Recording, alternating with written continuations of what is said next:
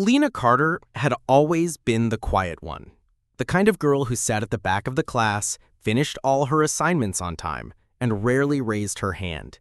She wore oversized hoodies, thick glasses, and kept her hair tied in a messy bun.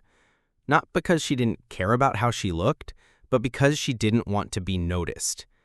At Fairview High School, being noticed often meant being targeted. Lena lived with her grandmother, who had raised her after her parents died in a car crash when she was 9.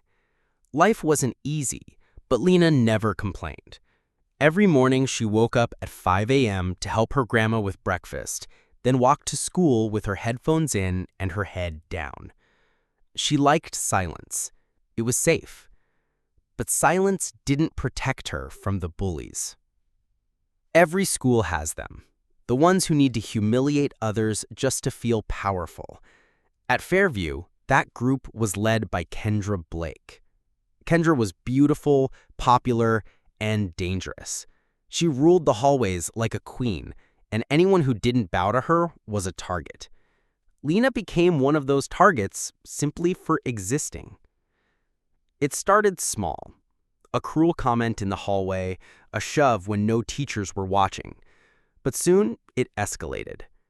One day, Lena opened her locker to find it stuffed with crumbled notes, calling her a freak and a ghost girl. Another time, they dumped soda in her backpack, soaking all her notebooks. Lena said nothing. She kept her head down.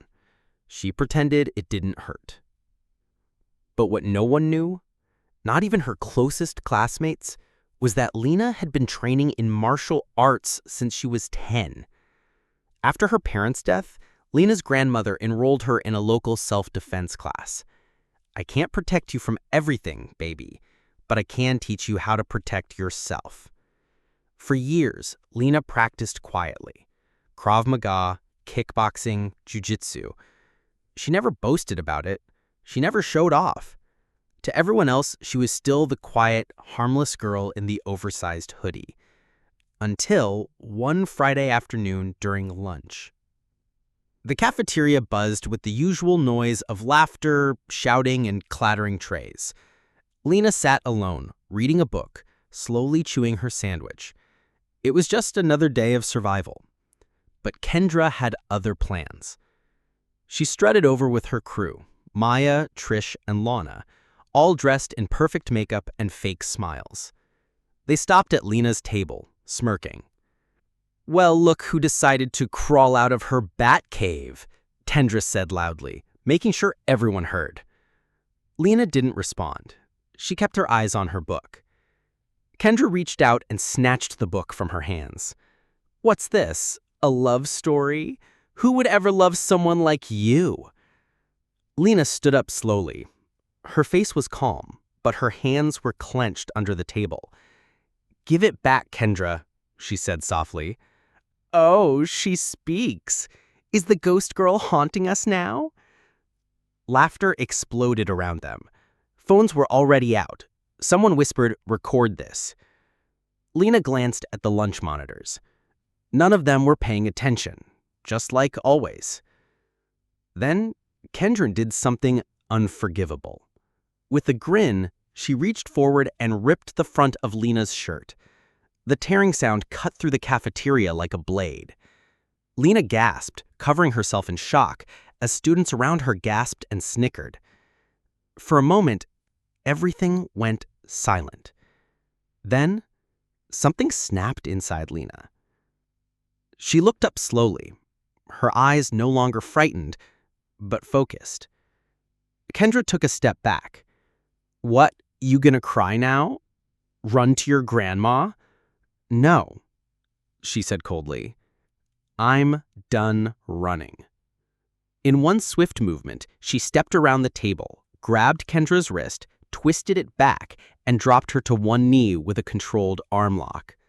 The crowd screamed. Kendra tried to yank free, but Lena moved like lightning. She released her grip and stepped back just as Maya lunged at her.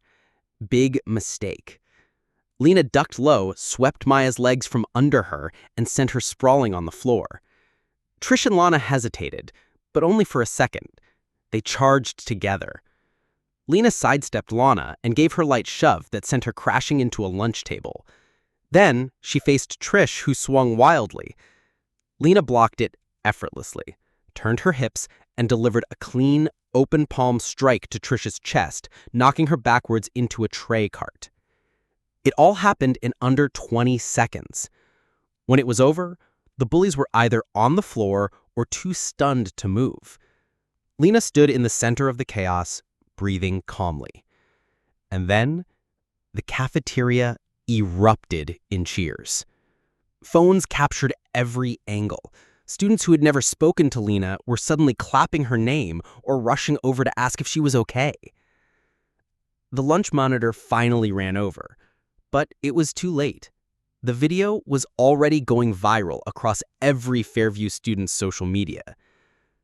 Later that day, Lena was called into the principal's office. Her grandmother sat beside her, worried but composed. The principal frowned.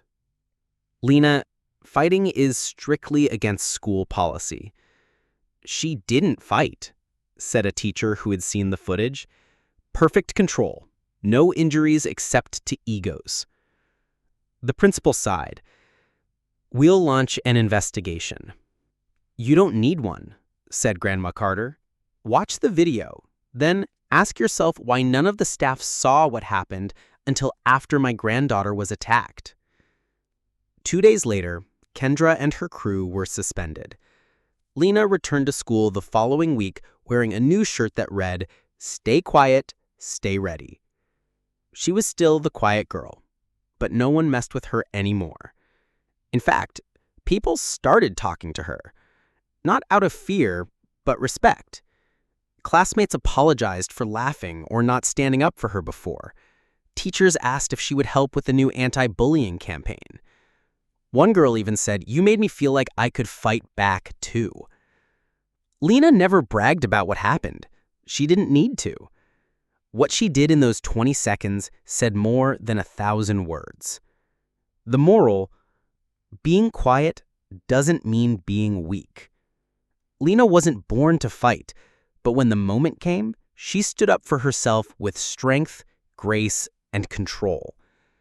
In a world that often rewards cruelty, her story reminded everyone, sometimes the ones you overlook are the ones who can rise.